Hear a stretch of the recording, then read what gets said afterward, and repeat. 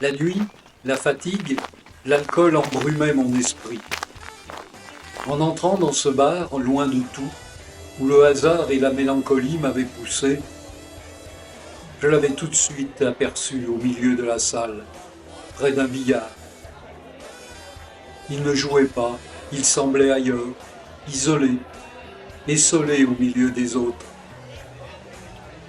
Il paraissait regarder sans voir. Délaissant l'attroupement, il vint s'accouder au comptoir à mes côtés. Il a tendu son verre au barman, lui faisant signe de le remplir. Lentement, il s'est tourné. Me dévisageant, il a dit « Vous buvez quelque chose ?» J'ai répondu machinalement « Comme vous ?» Il a fait signe de me servir. Et puis, me prenant à témoin, surmontant la cacophonie des conversations, il me tint ce discours. Il me dit que la vie, du berceau au trépas, est une maladie dont on ne guérit pas.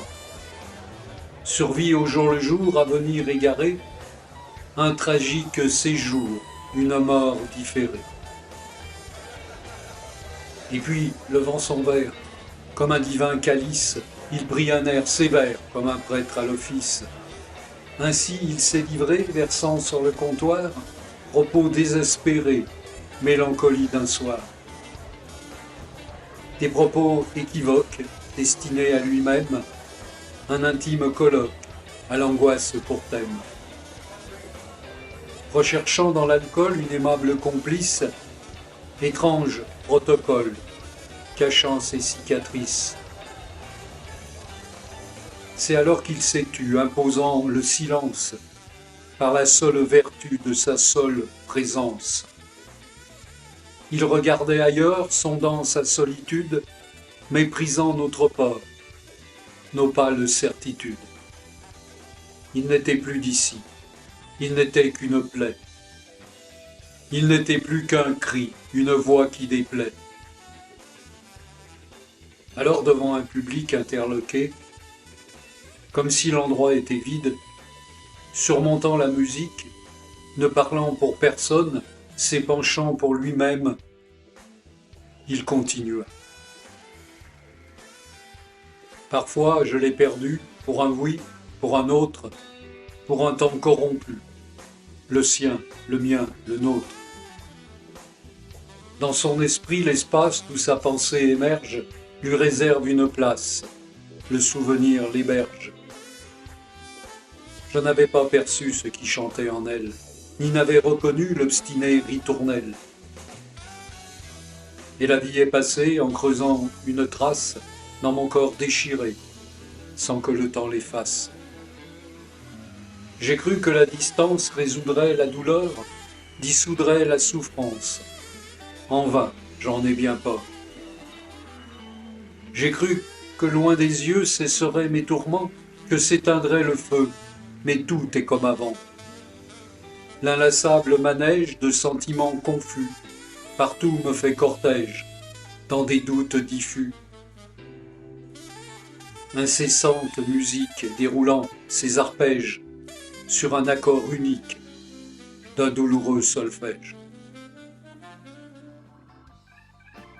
Et puis il fit silence comme un acteur ménageant ses effets.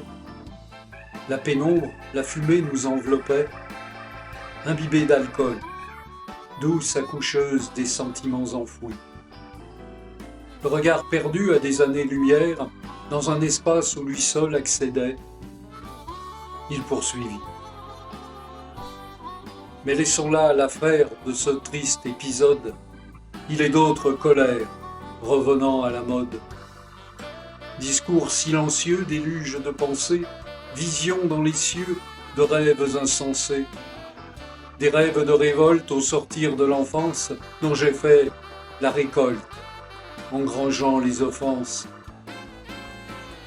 On m'a montré du doigt pour ma libre pensance, rêver sans foi ni loi, sans faire pénitence. J'ai vécu loin des hommes pour mon indépendance, payant le crime en somme de refuser la danse.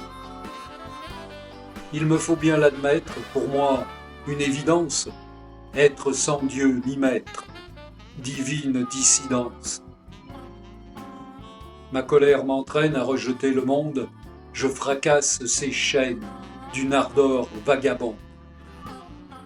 À moi seul une émeute, détaché, solitaire, fuyant loin de la meute, j'étais fait pour me taire. Mais il a bien fallu crier pour exister, je n'aurais jamais cru à cette extrémité. Oui, c'était nécessaire d'écrire pour survivre ce qui me désespère et les mots qui délivrent. Je n'avais pas le choix, sinon de disparaître. C'est le sort qui m'échoit, mourir ou bien paraître. Quand sonne l'hallali, quand le cerveau explose, propose la folie comme métamorphose. Circonstances critiques de moments délétères, tourments épileptiques, sentiments terre à terre.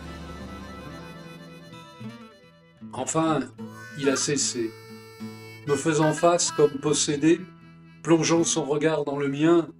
Là j'ai lu dans ses yeux hagards, la tragédie du monde, dans un glaçant regard, une douleur profonde. Il subissait son sort, mais avec élégance, en méprisant la mort d'un souffle d'insolence. Et puis il s'est tu et s'en est allé, comme cela, sans rien dire. Il m'a quitté comme il m'avait abordé.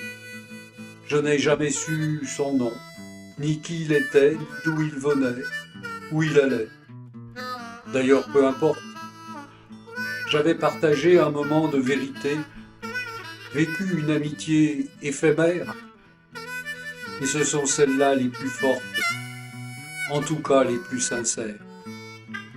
Je me souviens d'une ombre partie vers ces ténèbres, un fantôme évanoui dans la glace du comptoir. Lui parti, il n'est resté que mon reflet.